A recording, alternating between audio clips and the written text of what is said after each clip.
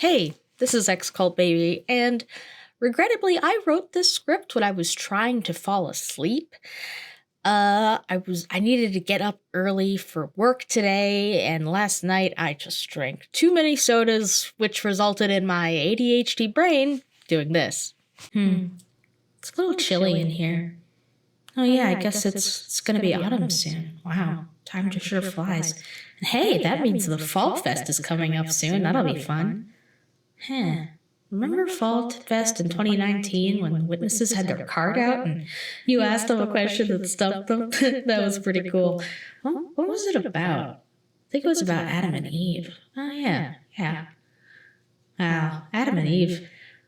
The more I think about that story, the more messed up it is. Shit, I gotta write this down. I've already done a video about the story of Adam and Eve. It's an oldie but a goodie. But, you know, the more I think about the story, the supposed origin of humanity and the reason why there's suffering in the world, the more fucked up stuff I realize about it. The main takeaway I get from the story is that if the Christian God as portrayed in the story recorded in Genesis is real, he's either totally incompetent or kind of a psychopath. Let's dive in. So, first of all, I want to say that my interpretation of this story is going to be based more on the Jehovah's Witness interpretation of this story specifically, because that is my Christian background. I used to be a Jehovah's Witness, so their version of events, their interpretation of it, is mostly what I'm basing this on. But for the most part, the story is kind of the same throughout all of Christianity. Adam and Eve are created in this garden. They're not supposed to be able to die. There's animals and fruit and stuff. And God basically tells them, you know, everything's cool. The only thing you can't do is eat from this one tree, which is the tree of the knowledge of good and bad. And then a snake, which later in the Bible is retconned to be Satan, tells Eve that she, in fact, should eat from the tree of the knowledge of good and bad, because unlike what God said, it won't kill her, but it will make her more like God. So she eats, and she gives some to Adam, and he also eats, and then their bodies are corrupted by sin, I guess, and they pass that sin down to all of their offspring. That's why humanity gets sick and grows old and dies, blah, blah, blah. The part where I start to find some really strange problems comes down to the tree of the knowledge of good and bad. The fact that this tree even exists, the tree of the knowledge of good and bad, is pretty explicitly telling us as readers that knowledge of good and bad is something that Adam and Eve do not currently possess, which is why they're forbidden from eating from the tree. Basically, Adam and Eve do not have any sense of morality. They don't know what good and bad are. They don't know what is pleasurable or preferable or moral. They don't know that obedience to God is good and disobedience is bad. They don't know why they should listen to God over a talking snake. That contradicts what God says. I mean, God threatens them with death. He says if they eat from the tree of the knowledge of good and bad, they'll die. But do they even know that being alive is good and being dead is bad? As far as the resulting human behavior would go, it seems like this is worse than a person who just lacks empathy, like a sociopath. Somebody like that can be taught what society, at least, deems right and wrong, and then decide whether or not they want to accept that morality for themselves. Adam and Eve presumably can't die, can't feel pain, or at least don't view pain as something to be avoided. If they don't have a sense of what is bad or what is wrong, how could they? In theory, if, you know, you take this to its logical conclusion, why would Adam and Eve perceive any moral difference between picking a flower and kicking a dog? Now, some apologists might say, well, God made Adam and Eve to be perfect, so they wouldn't want to do bad things. First of all, show me the Bible verse that says that before they ate from the tree, they were perfect and that they never did anything bad. I'll wait. Second of all, if that's the case, then it kind of conflicts with the rest of the story.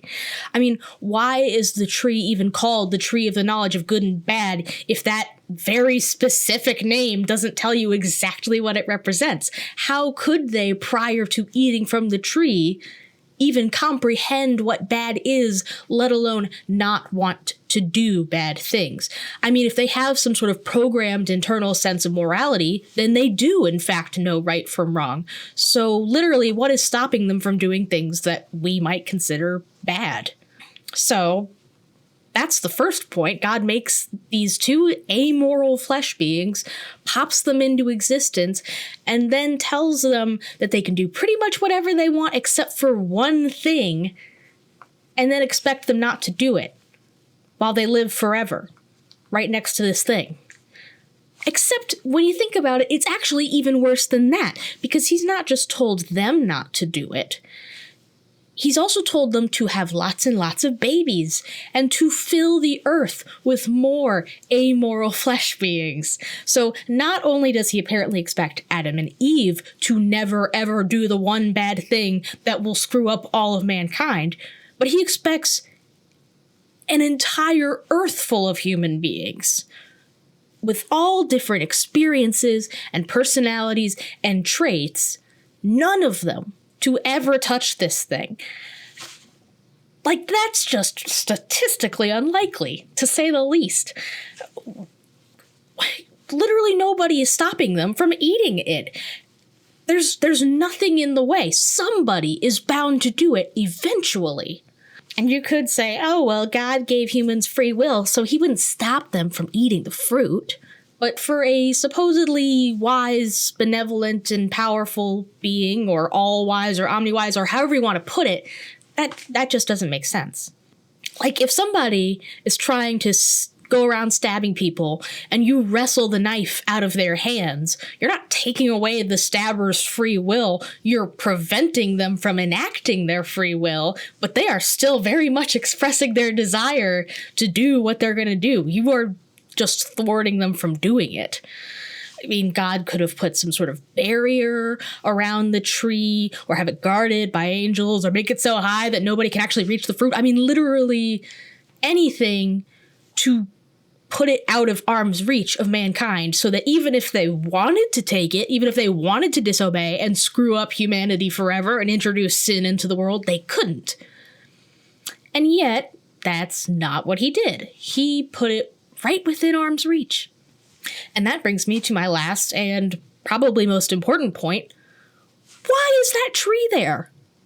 Why is it there at all? Like, if you design some sort of amazing video game world that's absolutely perfect and all the characters are super cool and the AI is amazing, but you also include in the programming a giant red button that says on it, do not push under any circumstances.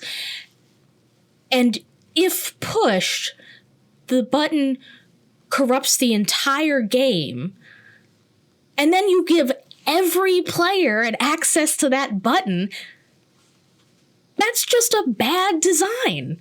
Obviously, the person who messed up here is the person who designed it. Why even include the possibility of everything getting screwed up? Why put that there? And you could say, well, God was testing them. God had to test them for whatever reason. But for the reasons previously stated, that is a test that they were obviously meant to fail. The tree isn't guarded or gated. The fruit is described in the Bible as looking delicious. The planet isn't being guarded against any possible nefarious forces infiltrating to influence the humans. Like, I don't know, the actual devil. He can just show up, I guess, without anybody trying to stop him. So if the goal here was for humanity to just procreate and prosper and live happily without interruption, without any sin, then yeah, that plan was executed with incredible incompetence. So incompetent, in fact, that it almost seems like maybe that wasn't a design flaw. Like, maybe that was the intended outcome of designing it that way. I don't know. So, Christians, why y'all worshiping this guy? It seems like this God character, just from evaluating this the first story in the Bible that involves people, analyzing this story reveals that God either enjoys human suffering and succeeded at causing it, or he's a totally inept ruler who screwed us all over through sheer incompetence. Either way, I'm not a fan. Thanks for watching. This is the first video I've made in ages. I was so excited to do this. I literally wrote the script last night and I'm recording it today. I am going to be trying some new editing techniques, try to get some help from friends, try to sort of up my game here. As you can see, I've got a green screen now. And, well, I guess we'll see how it goes. If you follow me on Twitter, you'll probably already know I'm no longer working with the atheist community of Austin, so all of my content is back to being, actually on my channel. So expect more from me here in the future. Thank you to my patrons who have stuck through my hiatus. I'm gonna need y'all now more than ever. So thanks for that, and if you're not already a patron, check out my Patreon. All of my social media links, ways that you can support the channel, all that stuff is going to be in the video description, so definitely check that out. I am cked reminding you to go free yourself.